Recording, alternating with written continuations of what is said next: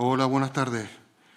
El cine que se hace en Canarias, y no solo el que se rueda, está viviendo en la actualidad una edad dorada que le debe mucho, aunque la mayoría de los cineastas de esta tierra no lo sepan, a la generación que en los años 90 rodó y en celuloide, lo que disparaba los precios, cortos y largometrajes que en el caso de unos, como Juan Carlos Frenadillo y su mediometraje Esposados, llegaron incluso a competir en los Oscars de Hollywood. Forman parte de esta quinta cineastas como Elio Quiroga y Andrés M. Coppel, a quienes invitamos a esta cuarta edición de Aridane Criminal, que ya entra en su recta final, por adaptar y dirigir dos películas basadas en novelas de éxito en el territorio de las literaturas negras y criminales. Así que bajo el título de la novela al cine, pensamos que sería interesante que sus responsables nos contaran cómo adaptaron para convertir en imágenes lo que nació siendo palabra. De Elio Quiroga vimos el miércoles su adaptación al cine de La estrategia del pequinés, la novela de Alexis Ravelo, aunque el cineasta gran canario cuenta en su haber con una ya larga filmografía entre las que se encuentran títulos como Fotos, La hora fría y Nodo. Andrés Coppel debutó hace ya unos años con un mediometraje, La raya, que cosechó numerosos premios.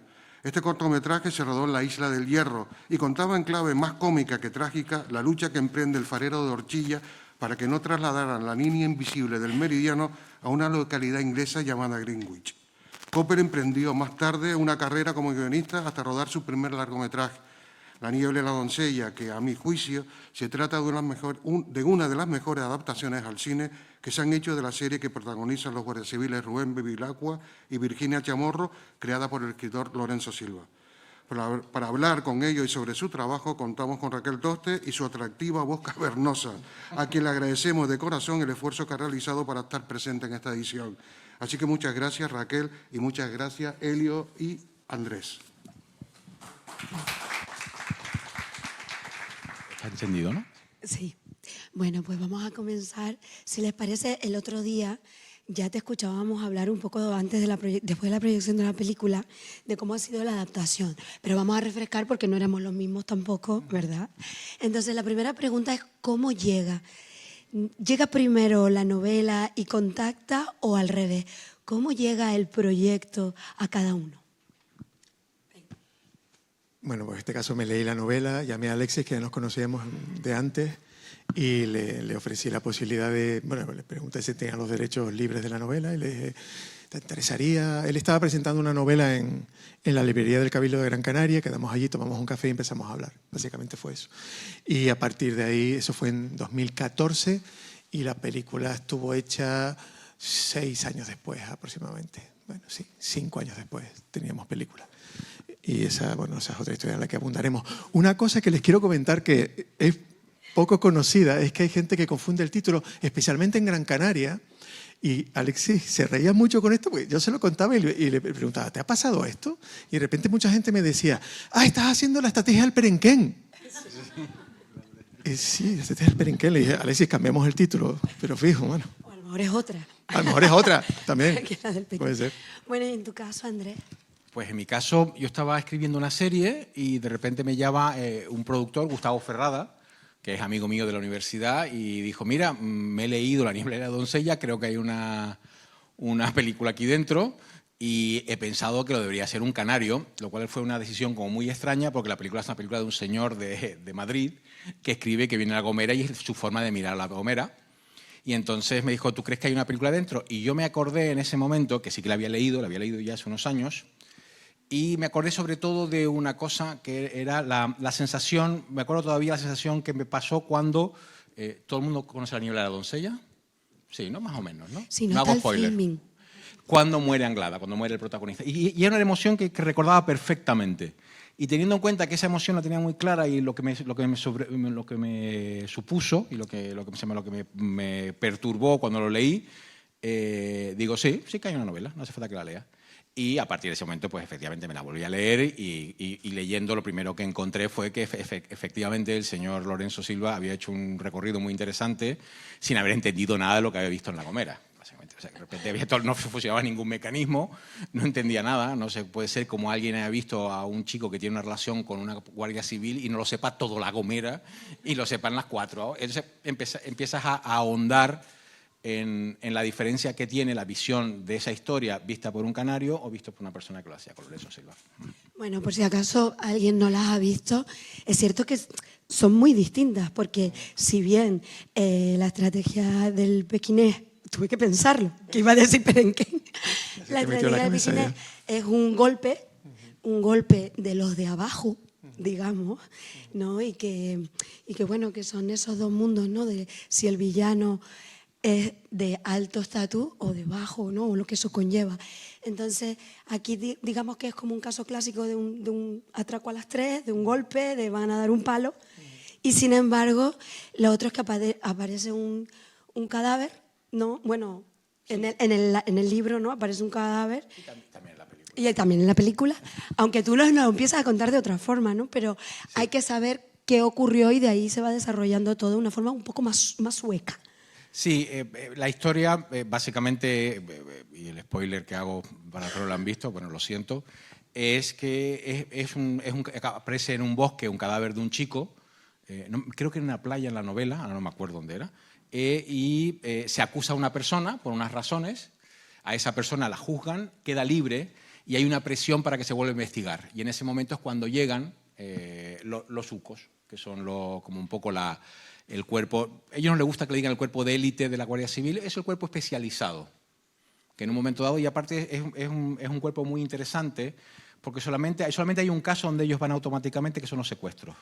Se llaman delitos sobre las personas, se llama la gente que investiga asesinatos.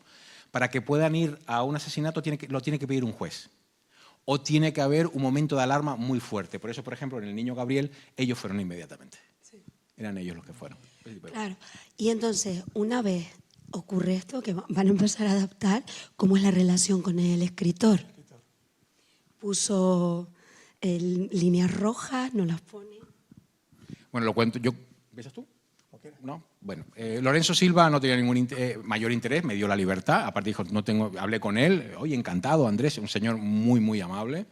Y aparte, lo único malo que tiene Lorenzo es que se pone a hablar y te quedarías horas hablando con él, porque sabe todo y además lo reflexiona con mucha sensatez. Es un hombre que tiene una mirada muy sensata sobre el mundo. Y me dijo, sí, mira, Andrés, solamente tienes 3 reglas que no puedes cambiar. La novela tiene que ser realista, no puede haber ovnis, ni dimensiones paralelas, ni mitos mitológicos, pasa en el mundo que estamos nosotros. No se puede hablar ni bien ni mal de la Guardia Civil, ni es un insulto a la Guardia Civil, ni es una geografía sobre los guardias civiles. Y sobre todo, muy importante, Bevilacqua y Chamorro no se acuestan. A lo cual dije, no tengo ningún problema, porque ya folla con perdón, Bevilacqua en esta novela, vale, no tengo ese problema, no, ni la tentación. Y a partir de ese momento, lo cuento así porque es muy rápido, hago versiones, hasta que el productor de Gustavo Ferrado pasa a Gerardo Herrero, sigo haciendo, y en un momento Gerardo dice, bueno, ahora ya está para mostrárselo a Lorenzo. Y efectivamente, noche dándole vueltas para que quede el guión perfecto y todas las cosas, sobre todo, porque, bueno, después lo hablamos, qué hice yo con la historia de Lorenzo. Por supuesto que fue respetarlo lo menos posible.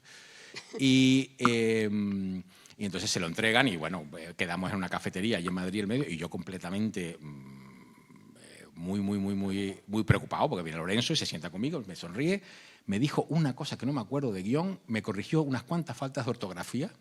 Le dije, mira, es que yo soy de ciencias, no de letras, escribo todavía con faltas de ortografía, lo cual me da mucha vergüenza.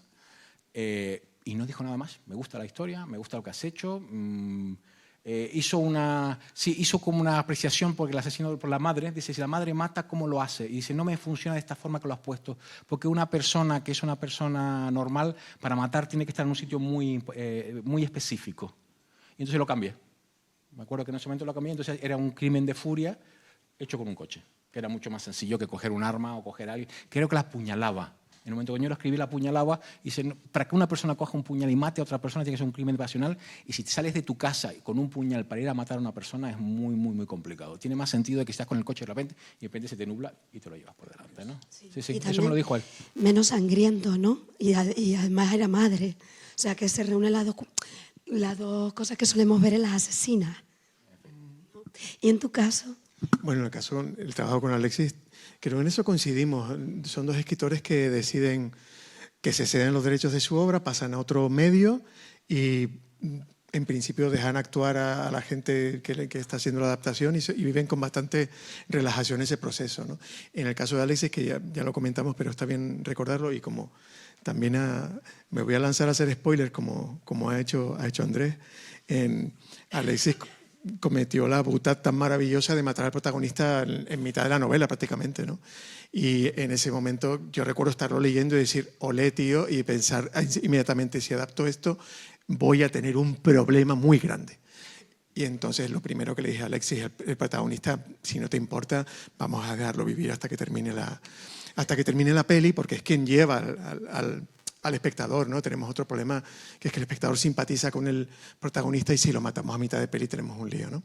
Entonces él lo aceptó sin ningún problema, le pareció estupendo y luego, bueno, vinieron las típicas cosas de cuando adapta, fusionar personajes, cambiar localizaciones a otras más viables, cosas así, que son cosas muy funcionales y poco más, ¿no? Y se hizo a 4 manos, yo y David Muñoz, intentamos que Alexis siempre fuera cómplice de las versiones que íbamos haciendo y nos diera feedback, pero su feedback fue para adelante. Y bueno, pues genial. Pero a veces, visto desde fuera, los que no sabemos nada de este mundo, uno oye que se adapta y cree que se adapta una vez, 2 veces, 3, no. Tienen que ir adaptando y readaptando. Por ejemplo, ¿ustedes sabían en el momento de hacer el guión quién iba a hacer el casting? Porque vamos a recordar, por ejemplo, en la de La niebla y la doncella, Kim Gutiérrez, Verónica Echegui, Aura Garrido, Roberto Álamo y Miriam Álvarez. Y en la de La estrategia del pequinés hablábamos de Unax Ugalde, de Kira Miró, de Jorge Bosch. O sea, pensaban ya en esas caras, tuvieron, cuando sabían que eran esas caras, rehacer cosas. Bueno, en el caso nuestro, como fue un asunto de presupuesto, teníamos un casting pensado. Yo, cuando la película es muy pequeña, en este caso tuve que ser yo quien llevara el casting. No suele ser una buena idea, hay profesionales que son directoras y directores de casting que hacen mucho mejor ese trabajo y te aconsejan, en este caso no había posibilidades y entonces hubo un cambio de presupuesto y al final se quedó la película como está, ¿no? Con una actual de protagonista, Kira Miró, etcétera, ¿no? Habían otros actores pensados, pero es la película que es y aceptamos que el tener a esos actores como los mejores actores para hacer la mejor película posible, que es lo que siempre ha de pensarse, ¿no? No sé, en el caso tuyo, ¿cómo fue? En mi caso es un caso distinto porque es el caso contrario de él. Es una película de la industria con un empuje fuerte porque es una novela, no es Destino Lorenzo, pero tiene una relación muy fuerte en Planeta en todo el grupo y es muy amigo del presidente. Y de repente es una película que se tiene que hacer. Y entonces, claro, cuando entra Antena 3, que tiene que hacer la película, y aparte, en un momento la quieren hacer conmigo, lo cual yo me quedo muy sorprendido, porque yo no soy nadie. Yo creo que fue que Lorenzo, cuando dio el guión, dice, venga, dio el ok. Porque yo no todavía era el director de la película cuando él leyó. Yo era todavía el guionista. Y de repente un día me lo propusieron y dije que sí. Y entonces el casting de Chamorro, ¿cómo se llama?, de Bevilacqua y de Anglada, que son Kim y Verónica, ese me vino impuesto. Y pasaron por muchas personas y hubo un momento que fue Antonio de la Torre con la chica de 8 apellidos vascos, a lo cual yo me subía por las paredes. Digo, por favor, es casi una relación de pederastia. O sea, no puede ser. Iba hablando con Gerardo y dice, no me puedes hacer ese casting. Dice, no, Andrés, no te preocupes porque no sé qué ella. Por suerte ella dijo que no y él estaba muy liado. Digo, uy, qué suerte. Porque si Antonio de la Torre podría haber sido un Bevilacqua que yo tenía en la mente. Pero claro, Bevilacqua eres tú. Bevilacqua es Lorenzo Silva, claramente. Entonces, bueno. Y yo, Lorenzo Silva, él es un poquito más joven que yo. Bueno, pues era yo. Y por ese lado eso me vino impuesto. Verónica dijo que sí, y pues fue muy complicado porque también venía de rodar, estaba muy cansada y eso, tú no tenías dinero, poco tiempo, y yo me quedé sin tiempo. O sea, yo empecé y con 2 días de ensayo con ella y empezamos a rodar muy, muy enloquecido y sobre todo tuvimos muchos problemas después para terminar la película a tiempo porque teníamos que entregarla a las ayudas, ¿no? Sí, siempre al final el tiempo falta. Pero en cambio sí, lo que fue un regalo me dejaron elegir a Chamorro. Chamorro lo puedes elegir tú. Y tuve la suerte de hacerle casting a todas las actrices jóvenes que hay en este país y me quedé sorprendido. Fue realmente un regalo, ¿no? Y tengo que decir que Aura, por ejemplo, Nadia de Santiago hizo una prueba espectacular. Bueno, una cosa, yo digo, tengo que escribir para ella. Irene, ¿cómo se llama? ¿Qué es? Irene Escolar. Bueno, un espectáculo. Irene Escolar vino completamente resfriada. Y como son los castings y al final lo injusto que es este mundo, ¿no? Irene Escolar hizo la mejor prueba de todas. Yo me quedé completamente enamorado, era una Anglada, era una cosa, una fuerza, una gracia, otra cosa, pero en un momento dado pensando la química que tiene que tener con Verónica Echegui. y Verónica Chegui maltratando a, ¿cómo se llama?, a Irene Escolar no me estaba funcionando muy bien, o yo pensaba que no me iba a funcionar muy bien. Y al final cogí a Aura, que lo hace como muy eláticamente, tiene esa frialdad que para esta chamorro, que particularmente era de Cádiz, bueno, que no puso acento, en cambio sí que vino Ingrid Jensen, ¿se llama? Ingrid Johnson, y le dije, hazme una prueba de Cádiz, que vino sabiendo que no lo íbamos a coger. Porque la verdad que no, tampoco le apetecía mucho hacerla, y Tena también. Trabajé y me quedé sorprendido y se tendría que escribir películas para todas estas chicas, porque realmente para todas estas mujeres, ya en este caso, porque eran fantásticas, fantásticas. Un nivel, me lo pasé bomba. Fueron las cosas más divertidas y uno de los regalos que me dio la película. Verónica, por ejemplo, decía en algunas entrevistas que ellos, no sé, en la estrategia, no se habían leído el libro porque les recomendaste. No. Como que no.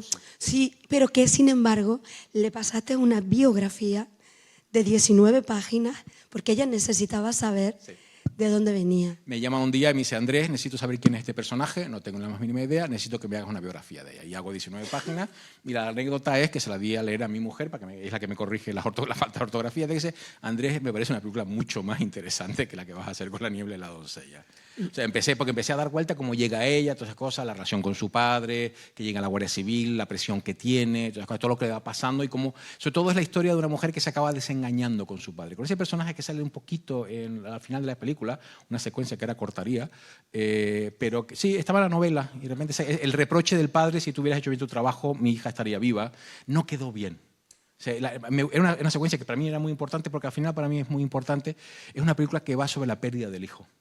Claramente, y para mí era una cosa, soy padre y de repente digo, no, para mí la tragedia aquí es que alguien pierde un hijo, es un bevilacqua que está muy pendiente de su hijo todo el rato intentando hablar con su hijo, y de un padre que a su hija tuvo una relación y de repente lo acusan, y siempre es esa relación del hijo, y una madre que pierde a un hijo y se queda con entender lo que se da, ¿no? Pues a mí fíjate que me gusta mucho porque creo que cierra el círculo, empieza con el dolor de la madre porque pierde un hijo, luego el otro está continuamente al teléfono porque están separados y no puede contactar con el hijo, y termina con cerrando la puerta de otro padre que ha vuelto a perder una hija, que por muy malos que sean los malos, siempre alguien los quiere. Claro. Eso es evidente, ¿no? Pero a mí sí que me parecía una buena idea que no se lo leyeran, porque claro, el libro es de 2002. La imagen de la mujer guardia civil, por suerte yo creo que ha cambiado, porque había muchos estereotipos que en la película ya no vemos. Entonces quizás ahí, no sé si jugaste con esos cortes. Bueno, básicamente, según... la anglada de la novela era una anglada muy echada para adelante, muy tomboy, que es lo que llaman los americanos, y una anglada muy interesante. Entonces, estaba bien, era una anglada muy sexual, muy grande, y la relación que tenía era la relación de una mujer joven, muy, en ese sentido, un cierto nivel de agresiva, la asesina, que ya lo sabía el señor que escribía el libro, que era Bevilacqua, con Bevilacqua. Y entonces, para lo que hablabas tú del casting, ¿cómo cambia el casting? Yo tenía puesto y había hecho una secuencia muy parecida, donde él acaba de tener la relación sexual con ella y tiene una frase que me acuerdo siempre, que es una cosa que de Juan Carlos dice, que él quiere hablar con ella porque no sale de su estupor, es la palabra que usa el señor Lorenzo Silva para hablar de ella, porque estás conmigo. Y entonces ella empieza a tener una relación de que él es un poco quijotesco y le gusta esa cosa un poco quijotesca que tiene Bevilacqua.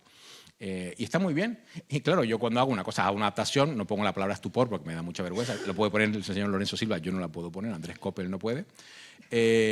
Entonces viene Kim y dice, Andrés, yo esto no lo hablo después de tener una relación sexual con una mujer. No tengo ningún problema, no tengo ningún estupor y lo entiendo perfectamente porque se quiere acostar conmigo. Digo, no te preocupes, Kim. Esto se cambia. Y entonces pasó una cosa muy bonita, porque ensayamos la secuencia. Ensayamos la secuencia post la relación sexual. Y era una secuencia muy macarra que no podemos hacer porque empezaron a hacerse chistes sexuales, Kim y Verónica, a un nivel que no voy a contar ahora porque realmente, como digo, todavía somos niños pequeños. Brutal. Pero me di cuenta que había una química muy bonita de lo que llaman consenting adults, de dos personas que son adultos y que se han acostado. Más allá de que uno es sargento de la Guardia Civil, el otro es ella es cabo, me parece, queda para lo mismo. Y en un momento dado, yo esta cosa que tenemos de las películas americanas, dice, oye, ¿está mal que un superior se acueste con un inferior en la Guardia Civil? Y dice, mira, si es consentido, no hay ningún problema. O sea, de verdad, estamos ya en el siglo XXI, tío. Entonces, efectivamente, no hay ningún problema. Y lo trabajé desde ahí. ¿Y en tu caso? Bueno, aquí hay una cosa muy bonita que está contando Andrés, que en el caso también tenemos la suerte ambos de que somos directores y guionistas de las películas. O sea, hemos entrado a la historia desde el primer momento, la hemos ido... Escritor también. Sí, pero O sea, digo que tiene los en tres. estos casos hemos escrito el guión y hemos dirigido, en otros casos no, en otros casos llegas con un guión ajeno, ¿no? Y tienes que hacer eso que se llama hacer lo tuyo, que siempre se dice que el director tiene que hacer suyo el guión, que básicamente significa meter mano y a veces destrozar el guión que se le pasa. Pero en cualquier caso, el hecho de cuando entran unos actores a hacer una película, que de repente la película empieza a ser real, porque les pones cara, entra gente que en ese monólogo de guionista que tiene la persona que ha escrito la película o el director que ha tomado ese guión, nunca le empiezan a surgir ideas que a lo mejor no le habían pasado por la cabeza, o uno de los actores o la actriz o quien fuere empieza a decirle, mira, esta frase yo la diría de esta forma, mi personaje no diría esto. Cuando un actor empieza a decir eso, empiezas a decir, ok, vamos bien, está luchando por el personaje, eso me gusta. Y ahí se genera un conflicto maravilloso entre dirección y el departamento de actuación, entre los actores, increíblemente creativo, en el que la película empieza a surgir y a hacerse y a nacer, no realmente. Y eso ocurre justamente, como decía Andrés, en los ensayos. Y a partir de ahí tú empiezas de repente, a lo mejor esa mañana que venías con una idea en la cabeza de cómo planificar y toda dibujadita, se te cae para abajo, porque de repente ves cómo salta una magia entre estos dos y cómo se miran y dices, lo cambio todo. Pero solo en tu cabeza, simplemente vas atrás al fondo, hablas con el segundo operador y le dices, mira, la cámara la ponemos por aquí, por favor. Y dices, ok, esta es la magia, estamos en ello, esto mola. Yo creo que una de las grandes lecciones que yo saco bueno, tengo que avisar una cosa. A mí cuando me encargaron yo no iba a dirigirla. Yo no era un director. Lo que pasa es que me acordé de Jorge Goldenberg, uno de los grandes maestros de la guionista, que dijo, el guionista, mientras no haya un director, usurpa el lugar del director. Escribe como si la fuera a dirigir él. Y yo escribí, entonces, a mí me la dieron porque yo escribo muy visual. Yo iba a escribir y me es muy fácil. Entonces, venga, pasa, atropella y ella... Y la cuento de tal forma de que el pacto de lectura sea como si estuvieras viendo la película. No explicando lo que tienes que rodar, sino como si fuera la película. Porque al final sé que tengo que entretener a un productor en la lectura. Porque al final alguien lo tiene que leer y se lo tiene que leer casi como una novela. Es parte, bueno, y me divierte hacerlo así. Porque aparte me parece más importante poner como es la técnica, que las emociones y lo que está pasando y la sensación de ver eso en la pantalla se transmita. El famoso primer lector del guión es el productor. El productor. Está hecho para él el guión. Está hecho para él básicamente el guión. Y entonces, yo no sé. Y aparte tengo que decir que si yo hubiera sabido que era el director de esa película desde el principio, lo hubiera escrito completamente distinto. Sí. Hubiera sido una película... Muchas cosas hubieran llegado al mismo sitio desde otro lugar. Era una película distinta. Y después, reflexionando, si hubiera contado mucho más sencillamente, me hubiera despreocupado de la parte policial, me hubiera dado un poco lo mismo, porque al final me hubiera contado esa tragedia un poco de personajes, ¿no? Esa cosa de esa isla cerrada donde la sexualidad se desborda y al final acaba teniendo unas consecuencias porque se queda escondida y todas las cosas. Hubiera sido una película mucho más feroz en ese sentido. Mucho más feroz, sí. Ahora hablaremos también del territorio porque en ambas, la ciudad y la isla, es un protagonista más, claro. Pero es verdad que desde el principio, en La niebla y La doncella, te lo trajiste ya a nuestro tiempo. Y además nos da una cachetada como espectadores para tenernos ahí, porque, bueno, es el principio, no sé si lo han visto, y comienza con un señor en un aeropuerto, que es el investigador, ¿no? El guardia civil, desayunando un croissant y está mirando en el móvil un vídeo sexual que en ese momento parece una agresión sexual a una menor. Y él está desayunando en un aeropuerto, pues por la mañana, como si estuviera viendo, como veo yo, el Twitter. Entonces, ¿en qué momento? O sea, eso sí es un giro brutal para con el tiempo y para con la novela. Eso sí fue... Claro, porque la novela tiene la reflexión de Bevilacqua, es constante. Los que habéis leído a Lorenzo Silva sabéis, es un monólogo interior donde al final, yo siempre lo digo, creo que es una reflexión sobre el mundo que él quiere hacer y lo hace a través de Bevilacqua.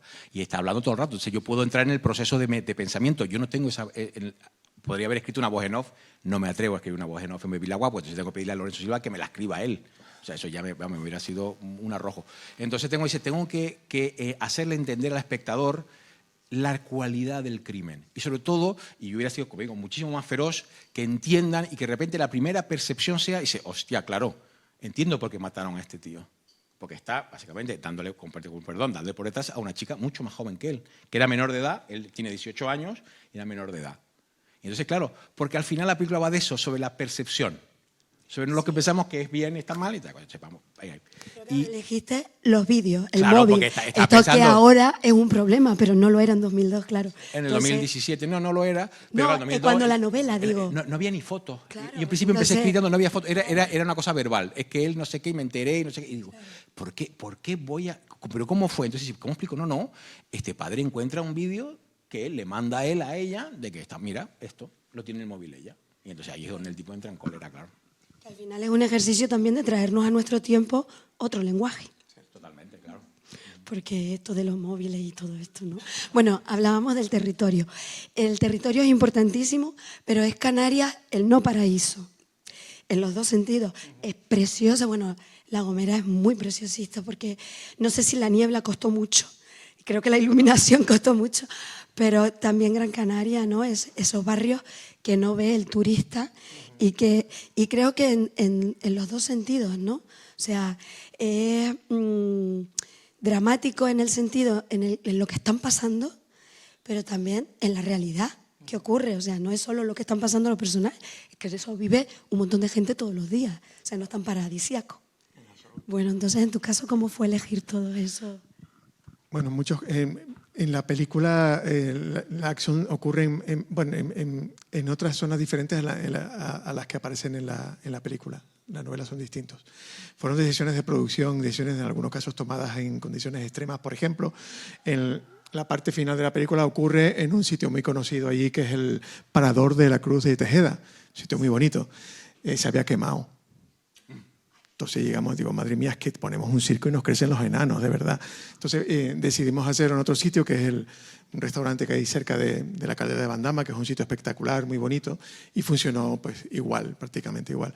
Pero la idea también era narrar, sobre todo la gran parte de la acción ocurre en la ciudad de Las Palmas, narrar esa ciudad que es la que tú dices, ¿no? Que no ven los turistas, a pesar de que ahora están haciendo alguna que otra visita, por ejemplo, a los Riscos.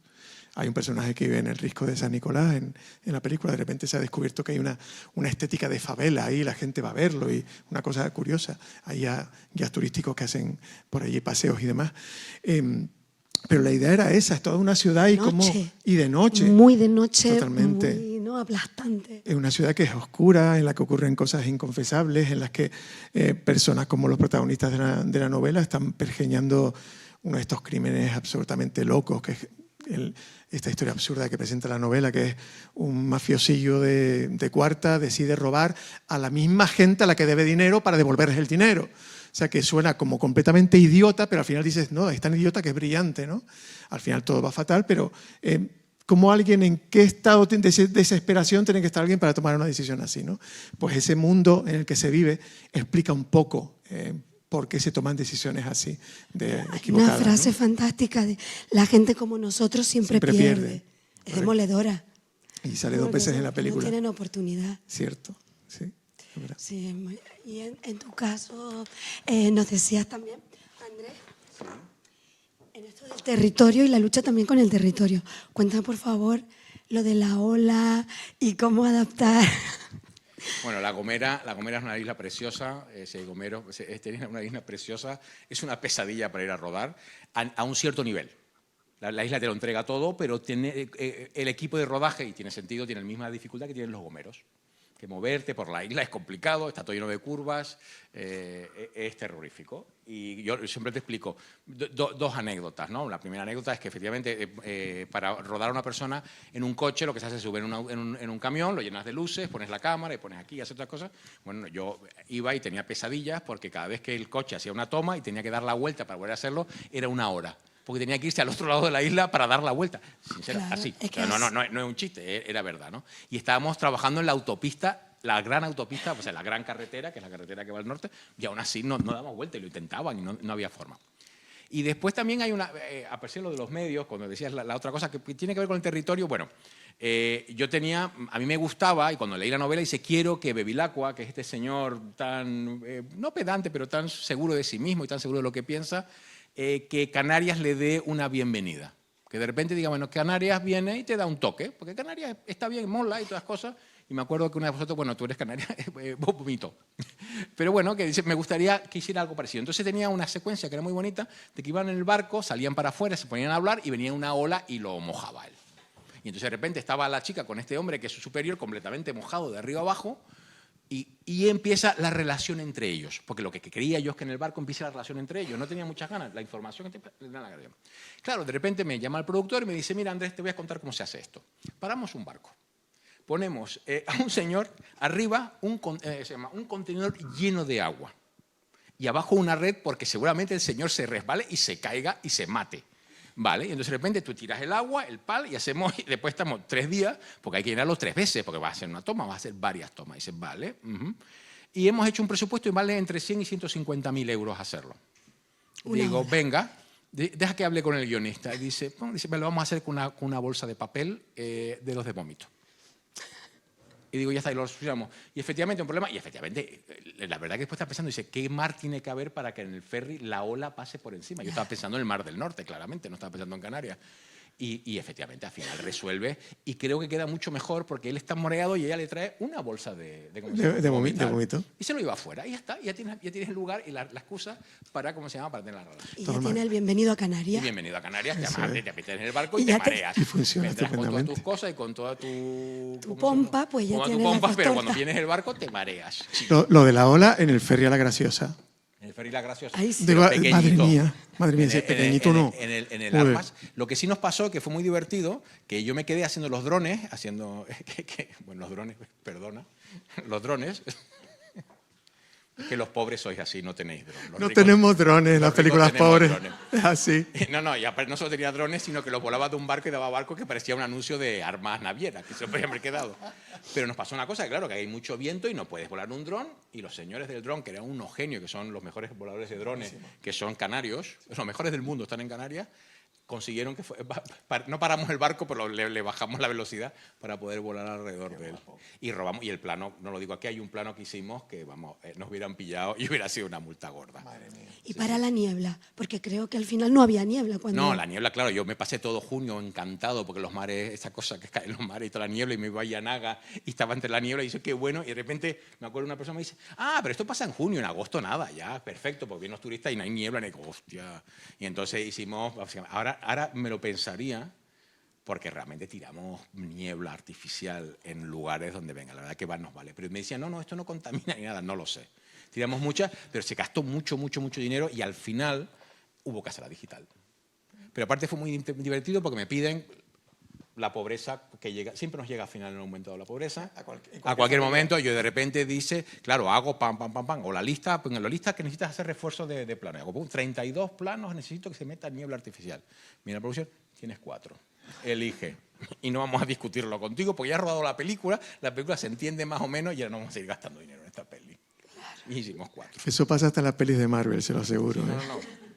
Eso pasa, eso es así, ¿no? Eso es Ancina.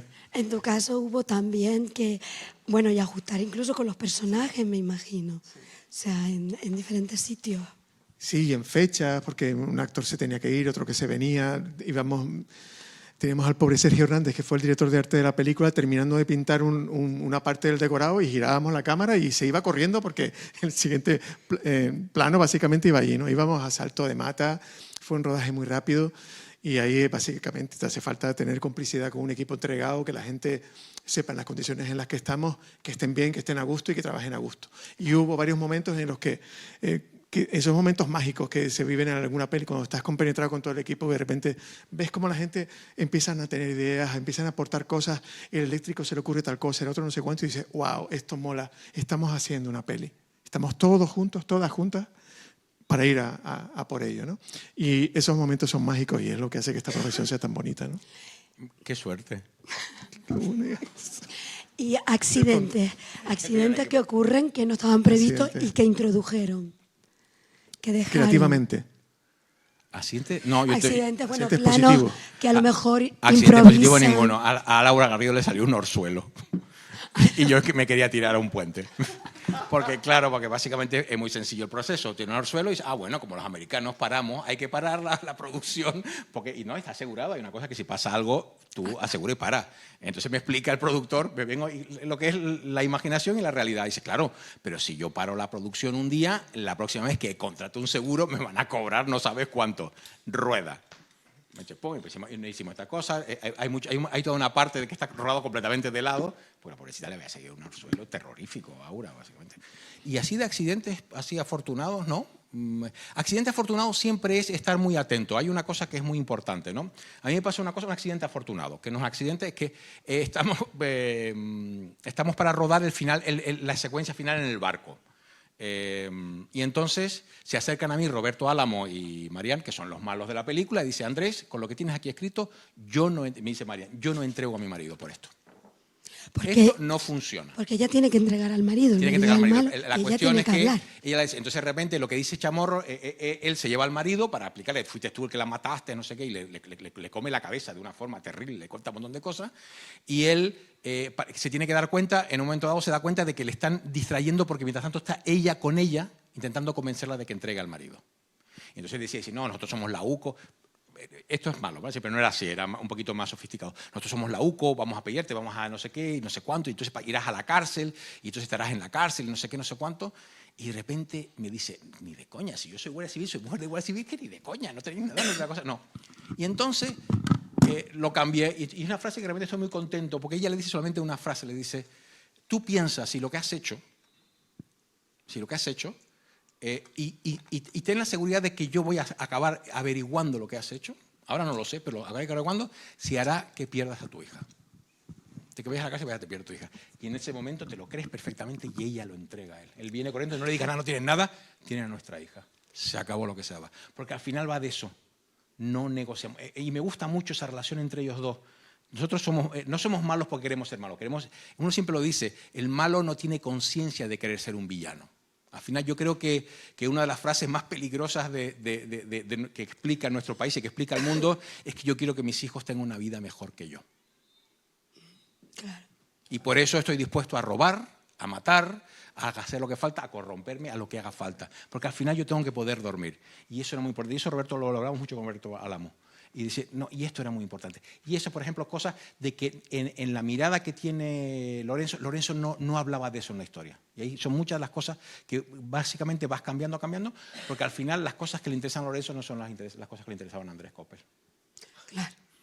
Aquí una cosa que ha dicho Andrés que es poderosísima. Los motivos. Sí, claro. El motivo, el miedo. El miedo, ¿qué será de mis hijos? ¿Qué será de mí pasado mañana sin trabajo? Y lo estábamos comentando antes de la comida. ¿Qué hace que una persona empiece a vender preferentes a un grupo de jubilados? El miedo a que te despidan, a no poder pagar el alquiler el mes que viene. Ese miedo es el que hace que la gente haga cosas totalmente absurdas, robe, mate, secuestre. El miedo. El miedo que guía las vidas de los seres humanos, porque vivimos conducidos por el miedo. Sí, miedo. Eso es el cine negro al final. El miedo que conduce a los personajes, ¿no? Totalmente. Y en realidad las dos, porque la estrategia del pequinés también es una pérdida, porque tiene cáncer. Cierto. Y si no consigue el dinero, va a perder a su mujer. El miedo a perder a su mujer. Le hace hacer que algo que se había jurado que no iba a hacer nunca. Robar, volver a la vida delictiva. Un accidente bonito, mira, ahora que lo estabas comentando, de esto que en clase lo llamo narrativa visual, cuando lo doy en clase a los alumnos en la uni. Por accidente estábamos rodando las escenas de coche justo con el cámara car y el operador Mengue, que es un tío maravilloso, de repente por accidente bajó la cámara. No, fue Tomixito, que era el segundo operador. Un tío cubano, un amor de hombre. Foquista y segundo operador. El tipo, de repente, por accidente, bajó la cámara y empiezan a verse el asfalto. Sí. Y de repente se me ocurrió, coño, el asfalto, flechas que te llevan para acá. El destino, colega, qué guay. Y le dije, bueno, vamos a dar una vuelta y vamos a estar 15 minutos haciendo planos de carretera. Y la peli está salpimentada de esos planos que son una especie de narrativa hasta el no final. Contada de tu vida, va por aquí, va por allá y nunca sabes dónde te va a llevar, ¿no? Los caminos del destino, bla, bla, bla, ¿no? Y además subjetivo, que es como si yo estuviera viendo la carretera y además fatal. Que son, porque voy fatal. Exacto, nuestras propias vidas, ¿no? Vemos la carretera, hay flechitas, ¿a dónde demonios vamos, no? Y eso surgió allí. Surgió allí por accidente, sí. Okay, feliz. Una cosa que a mí me decía cuando estaba rodando, porque yo soy guionista y los guionistas, como los escritores, no sé si os pasa lo que sois escritores, que hay mucho, cambias mucho rato y reescribes todas las cosas, y el guionista exactamente igual, ¿no? La diferencia entre, yo he escrito con directores, con gente que tiene vocación de director, y es muy difícil porque ellos, una vez que tú ruedas, ya está escrito en piedra, está escrito en celuloide, está escrito en digital, y entonces cuando escriben tienen la misma tendencia, una vez que he llegado a una conclusión, ya no la dejo, no la trabajo más, y el guionista cambia. Y claro, yo hacía eso rodando. Y entonces me odiaban, porque efectivamente dice, Andrés, no hay nada que dé más miedo a un equipo que un director inspirado. Porque todo es preparación. Y yo iba a decir, no, yo creo que ahora es mejor que hagamos esto, porque claro, yo no soy un director que tenga 20 películas y tenga eso. Yo era un primer director. Y me sentí muy culpable. Y entonces montando, había un director argentino, porque Gerardo Herrero produce tanto, y un director argentino, y de repente digo, no, porque claro, yo iba ahí, no preparaban tanto, el equipo sufrió mucho y todas las cosas, porque claro, yo era como era. Y dice, pero vos sos el director. Si querías haber rodado desnudo, rodabas desnudo. No es el director. ¿Qué me estás diciendo, boludo? Digo, tío, la verdad que la gente lo tiene claro, los que son directores lo tienen claro. Pero ¿cómo hacías? ¿Planificabas? ¿Ibas con planificaciones así del tipo que fuera o ibas...? A ver lo que veo. No, me lo creo y voy trabajando y puedes ver, me pasó al final, que el primer joven director, y cuando tienes miedo y el miedo te invade, Sí. porque te estás gastando una pasta y tienes un montón de gente y todo parece muy bonito hasta que dice acción y ahora vamos a ponernos a trabajar. Madre mía, sí. Entonces pasó lo que dice Wim Wenders, que cuando uno tiene miedo se vuelve correcto. Sí, es verdad. Y entonces, efectivamente, empecé a volver correcto. Dice, venga, esto está aquí, vamos a hacer esto, no sé qué, no sé cuánto, y vamos a contarlo por lo menos correctamente. Correctamente. Que un montador no te mate. Sí. Sí, efectivamente. Okay. Y entonces me salió una película, creo que correcta. No. Y además, yo recuerdo, por ejemplo, pasaba una de estas cosas en la película, en La niebla y la doncella, en la que pues cuando se descubre todo y esto que veníamos diciendo de la pérdida de un hijo, una madre, otro hijo. Y recuerdo que Kim Gutiérrez, que es el que hace de Bevilacqua, ¿cómo era? Bevilacqua. Bevilacqua. Y a mí no me gusta mucho Kim Kim Gutiérrez como Bevilacqua. Porque decían Vila, le decían Vila. Vila. Mira el móvil, como este tío va y mira el móvil. Y luego, claro, te das cuenta, va a hablar con su hijo, que es otra pérdida. Porque como no hay buena relación con su madre, entonces son pequeños detalles que la verdad me he dado cuenta revisándola, que están filming. Y revisándola es una pasada, porque siempre una cuando ve estas cosas por primera vez es como quiero ver el desenlace, quién es el malo, quién es tal. Y claro, nos van ocultando cositas, ¿no? Sí. Esas cositas del proceso que se ven con una segunda o tercera revisión. A mí me gusta dirigir, o sea, lo que sí me gusta, yo soy muy puntilloso. Todas las cosas tienen que tener un cierto sentido. Y está ya incluso, yo creo que en Intacto, nuestra primera película, es una película que me dice, pero por favor, ¿qué cantidad de trabajo de pensamiento le damos? Y me gusta hacerlo, porque tengo un cierto nivel de obsesión, ¿no? Y de compulsión a ser obsesivo, mezclada con un cierto nivel de vagancia, como decía alguien ahí, lo cual es muy terrible. Ser obsesivo y ser vago es terrorífico. Pero eso compensa, se sufre menos. No lo sé, pues sufre porque al final necesitas la adrenalina, la droga es la adrenalina, necesitas estar hasta arriba de la adrenalina y haciendo. Y entonces, todos esos detalles son eso. Y yo siempre lo digo a la niebla, si no te horrorizó la película, míratela una segunda vez. Porque está escrito en los ojos de él lo que está pasando todo el tiempo.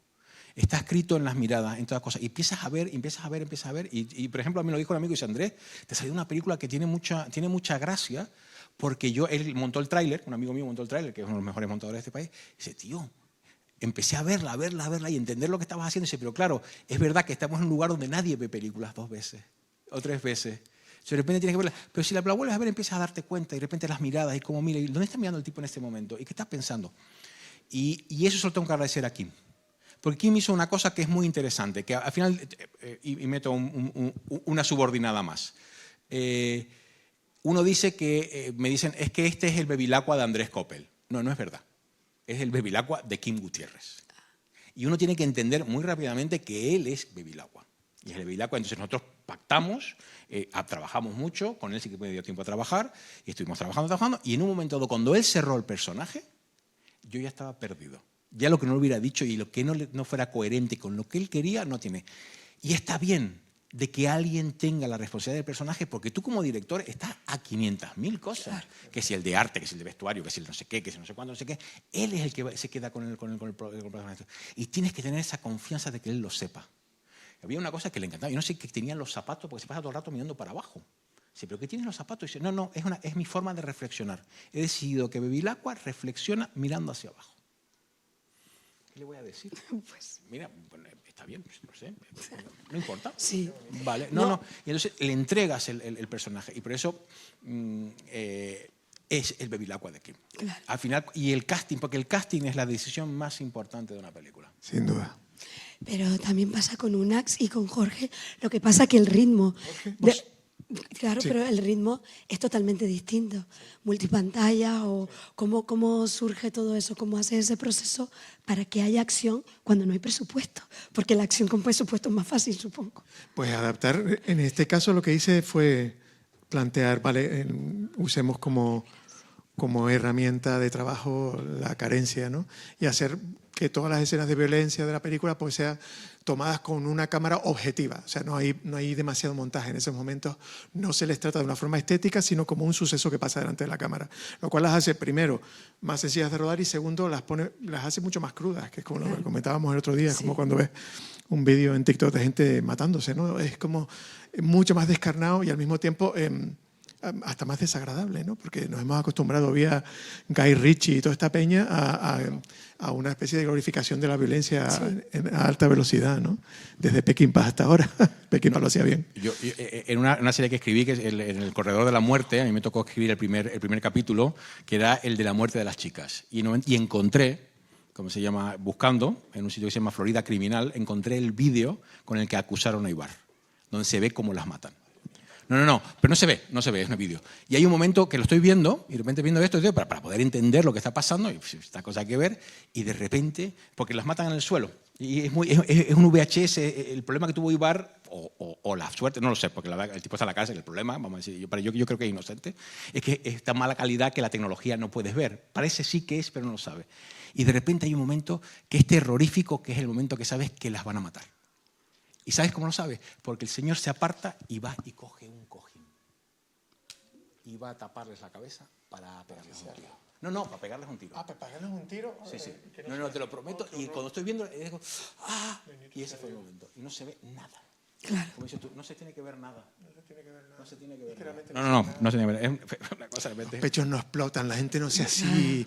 No es No, cuando te necesario. pegan un tiro, simplemente te caes al suelo, echado para atrás y no se ve nada. se Se ve queda nada. luego sangre en el suelo. No se ve nada. No, y de hecho Esto es mucho más da prosaico, mucho más feo y miedo, triste. Y además da mucho más miedo cuando son personas normales, porque no son psicópatas. A lo mejor es tu Efectivamente. panadero, ¿sabes?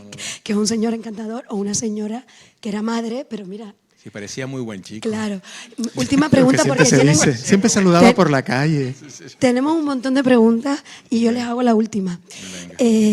La isla transforma a los personajes y en el caso de los dos, que también hubo gente de la península, pasó eso en el rodaje.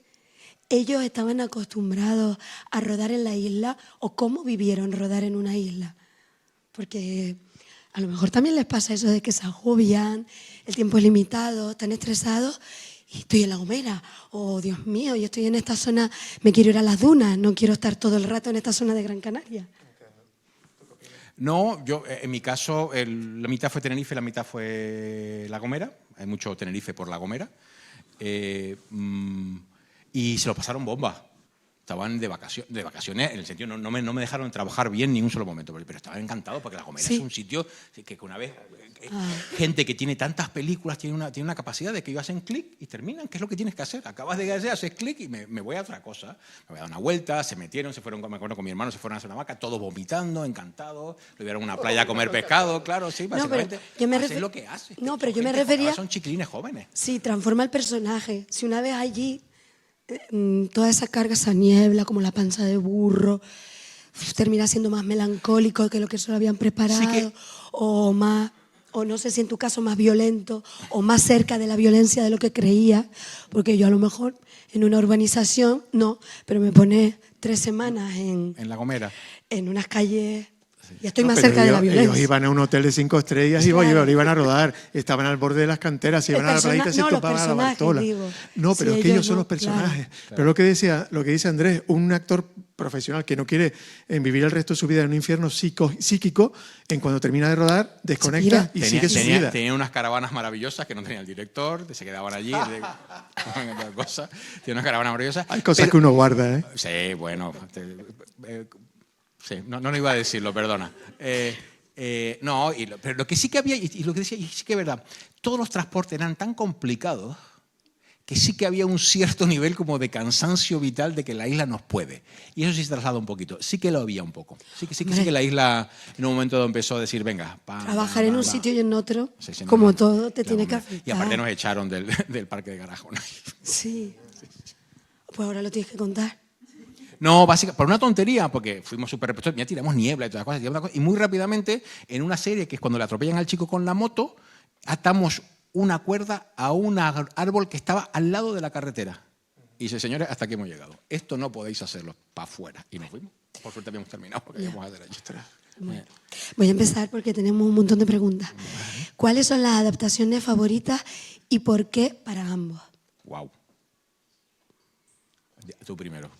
Joder, tío. Aquí Que tengo puede ser la última 3 que vi. segundos. Uy, tío, no tengo... Es que voy a disparar sin mirar. Joder, yo qué sé. Porque puede me gusta ser. la película de Susala, que es Pasternak. Pasternak, preciosa. Gato Pardo y no son novelas negras. Chinatown. Chinatown es un guion Chinatown es un guion original. Es un guion original. Robert Towner. Sí, ¿verdad? Los escritores Oscar de Isao. novela negra, ¿para qué nos sirven? Para que nos financien las películas. Scarface no tiene novela. Perfecto. No, también es guion original. ¿Sí? Sí tiene. El Padrino, hombre, Sí venga. tiene. El Padrino. No sé si es mi película favorita, me parece una adaptación maravillosa, ¿no? Pues sí. Maravillosa, Y absolutamente. malas novelas que hacen buenísimas películas, seguro que hay. Después lo hablamos. Ese necesita un poquito de reflexión. Para Buena ello. pregunta. Malvada. Claro, para Helio, hablar de la subversión del personaje de Kira, la prostituta, que escapa del cliché. Sí. Esto era complicado porque, y eso también Kira lo sabe, su personaje es una prostituta que ya no tiene 20 años, tampoco tiene 30, está en ese límite de mis clientes se están yendo y quiero ver si, a ver, de repente dentro de 5 años me puedo retirar, pero con suficiente dinero para, yo qué sé, comprarme un piso y no morirme de hambre. Toma también esta decisión equivocada, el miedo de nuevo, pero al mismo tiempo es una mujer muy inteligente y emocionalmente inteligente. Hay un momento en el que ella, que no está en la novela, que ella está a punto de escaparse con todo el dinero, largarse y dejar tirado a Tito diciendo, si tengo la solución para mi vida aquí, ¿para qué le voy a dar a este tío? Ya me buscaré la vida. Pero ella se arrepiente y se para.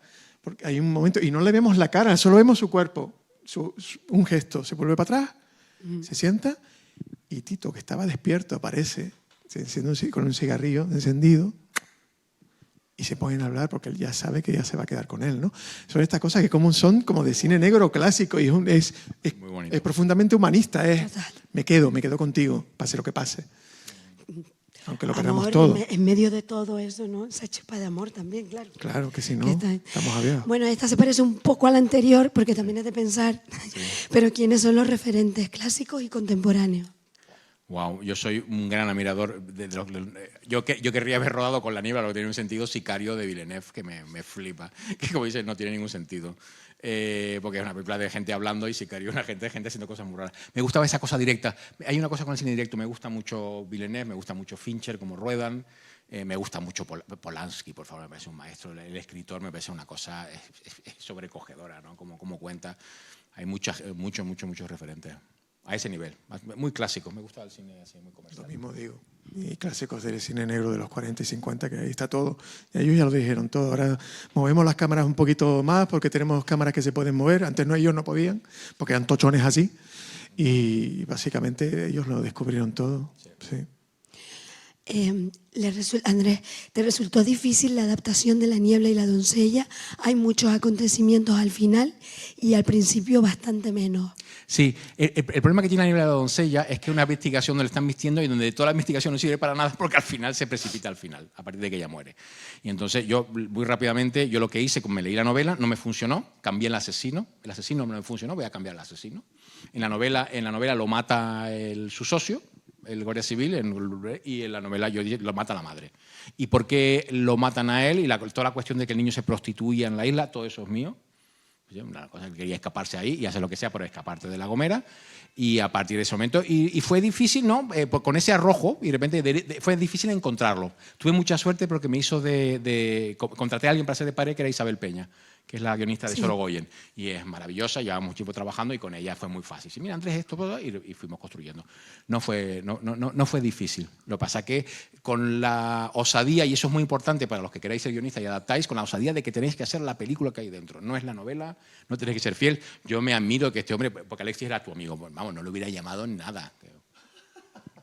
Este señor, y aparte de estar diciendo y aparte, claro, nos vemos en este, y esta novela y dice, este hombre no ha escrito una película aquí dentro, que es lo que normalmente las buenas novelas no hay que arrancarle. Hay que arrancar la película que llevan dentro. Porque son muchísimo más interesantes, mucho más amplias, muchas cosas. Y la película que yo quería contar estaba allí de alguna forma. Me podía sacar elementos para contar la película que quería. Pero efectivamente, como dice la persona, la primera parte hay una... Y aparte le decimos, Es que una investigación de una cosa de drogas que no tiene ningún sentido. Si al final es que Spiderman no come. Muy bueno. Pregunta para los dos. ¿No sintieron miedo o respeto al adaptar al cine estas dos novelas? No. Lo mismo digo. no, Te ninguno. pones a trabajar y para adelante. Para adelante, no. La historia tiene que ganar Yo y la película siempre tiene que desde la ganar. concepción de que el señor Lorenzo Silva está encantado desde que le hagan la novela, hombre. Y vendió un montón de novelas a partir de que yo hice mi película. Le hice una publicidad. Y yo lo hablo mucho con él y si tú estás contento, si estoy muy contento. Y aparte, si mira Andrés, y aparte lo dijo en algunas veces, ¿sabes que este Bevilacqua no es mi hijo, es mi nieto? Qué bonito eso. Y se dice, mira, sí, lo reconozco cosas de mí, pero no es mi hijo, es mi nieto, es el hijo tuyo y de Kim. Dice, pues sí. No, para nada. Respeto. Y aparte no hay que tener respeto. No hay que, porque si no, no puedes adoptar. No. Para Andrés, en la novela hay un episodio que sucede en La Palma, Sí. que desaparece en la película. ¿Por qué? Dice, sigo No, leyendo. estaba dice, escrito en coño, La y Palma. después de eso te invitan a la Aridane. ¿Me invitan a qué? A la Aridane. No. Después de ese estaba, feo. la persona, lo que soy palmero, estaba escrito abajo en el ¿cómo se llama? El Princesa. Sí, en el hotel que está abajo, en Fuencaliente, abajo en la costa. Él tenía Princess. Está escrito y aparte es un hotel que he estado varias veces y lo tenía clarísimo. Me encantaba ese hotel para hacerlo. Chicos, 3 islas. Me miran, te has vuelto loco. Básicamente está en la escuela. Está en un hotel, pero está en la escuela, no sé. Cambié, ahí sí que fue la carencia de no tenerla. Me hubiera encantado venir a La Palma. Y le hubiera dado la película ya. Bueno, esa bajada que entre Palmera para llegando con el mar al fondo, vamos, hubiera matado por ese plano. Pero no tenía ya no podía más. Ya no se podía, o sea, ya eran 2 islas y lo hicimos en los bajos. Porque al final lo importante es que llegaran a ella. Claro. ¿Qué proceso es el que más odian mientras están...? Yo es que no sé qué decir. ¿Tú qué opinas? Porque yo no tengo ningún momento en que odie. Es que Bueno, el mayor reto o en qué momento es el que... supongo el primer día de rodaje. Ese primer día en el que de repente no hay nada y de repente te encuentras con un equipo de 40 personas a tu alrededor y empieza a funcionar la máquina. Y dices, no puedo parar, no debo equivocarme en los próximos 20, 30, 27 días. Sí, 4 semanas. Y es mejor no mirar porque el vértigo es mucho, de 8 semanas, lo que sea. No, a mí me parece, yo acabé la película con un gran respeto por los directores. Yo soy guionista que ha dirigido, a lo mejor dirijo una segunda película que va a costar 400.000 euros, muy pequeñita, con 2 personas hablando en una cafetería. El gran respeto es un trabajo de una dureza extrema. Es una cosa, yo creo de los trabajos donde no te juegas la vida tuya o de otras personas más duros que existen, ser director de película. Es terrorífico. Porque claro, cuando la gente se va y termina, tú tienes que seguir preparar, tienes que verte lo que has hecho, tienes que seguir preparando, no duermes. No duermes. Y yo estuve 8 semanas y no duermes en 8 semanas bien.